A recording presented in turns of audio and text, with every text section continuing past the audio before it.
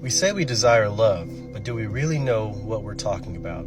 If you've been following my What is Love series and my teaching, you know that we're talking about a presence, a beingness.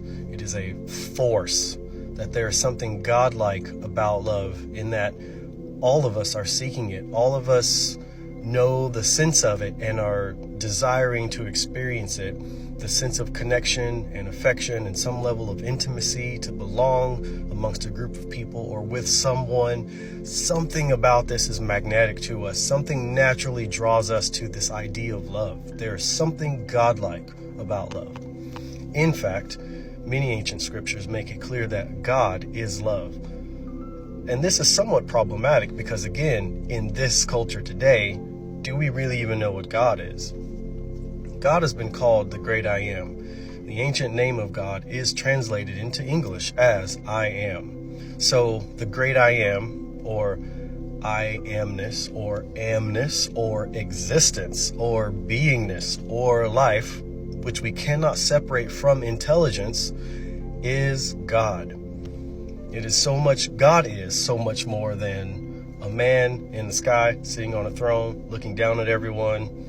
This is just a religious, dogmatic image of God that we hold in our mind. But when you go into the ancient languages, you realize that that three-letter word God is meaning so much more. So I'd like to share this passage with you from 1 John chapter 4, verses 16 through 18, from my own THV translation, which means you are going to hear these words in a quantum nature, not in a Western world, small-minded, patriarchal, religious, dogmatic way or mindset. And we have become aware of, have felt, and can assuredly speak of and trust the goodwill and affection the Great I Am has toward and with us. The Great I Am is love. The full awareness of the interdependent one in the sameness and goodwill of unity in diversity. Those who remain present in, with, and as love remain present in, with, and as the Great I Am, and the Great I Am in, with, and as them. Because of this, our love, the goodwill and affection and full awareness of sacred unity, the interdependent one in the sameness of unity in diversity, the cooperative universe is brought to complete maturity, to the perfect place, condition, and conclusion, so that we have fearless confidence and cheerful courage to speak in the day, the hour, or the season of crisis, trial, and testing. This is so because just as, even as, to the degree that, and in as much as that one is and exists as is, so we too exist as that one is in this cosmos, fashioned and sacred order of all things in the universe. There is no fear, dread, or terror in love, the interdependent one in the sameness of unity and diversity. There is no fear, dread, or terror in love, the cooperative universe. On the contrary, perfect love, complete, having reached the goal and conclusion of full maturity, gets rid of all fear, because fear has torment. Fear is chastising and oppressive. Those who fear have not yet reached the goal and conclusion of full maturity of true love.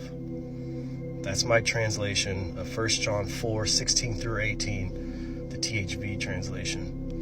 You see, perfect love is conscious awareness of perfect self, the condition or state of I amness.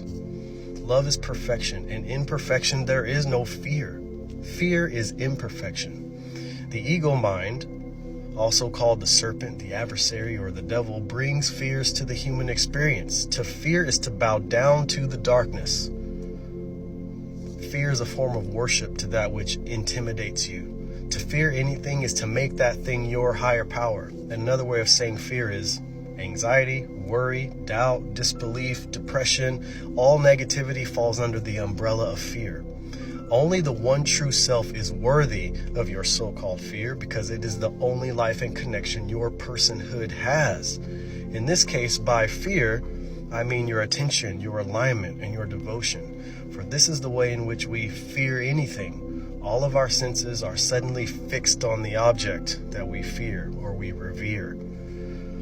The ego keeps us distracted from the one true source.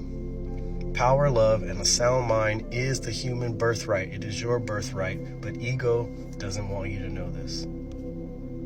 My name is Lance Howard, Life and Love Coach. As you can see, I translate from the quantum nature of the ancient Semitic languages rather than religious bias, and I coach those who are ready to know their true self and how that empowers every aspect of their life for the sake of true satisfaction and true fulfillment, not the fleeting version of success. The only way to create the life experience that you affectionately desire is to know the truth and live it.